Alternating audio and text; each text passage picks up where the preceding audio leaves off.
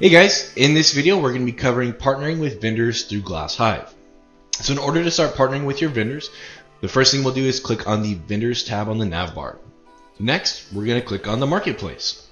The Marketplace is going to be where you're going to find all of our currently partnered vendors.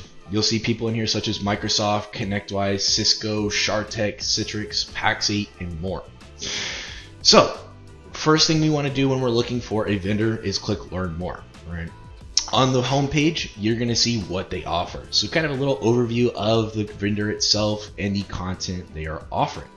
You'll see things like their featured content, and you need to be able to preview exactly how that content would look with your auto branding applied. So what's really neat about this is most of these vendors offer more than just their featured content. So you'll be able to come over here and click on resources and be able to see an entire library of all the different types of content they offer. This will be anything from sales or marketing enablement to even PowerPoints to help you better sell different solutions and products that the vendor is offering. Right. So once you find a vendor that you're wanting to partner with, whether it be an existing one or a new one, go ahead and click on Connect with Vendor.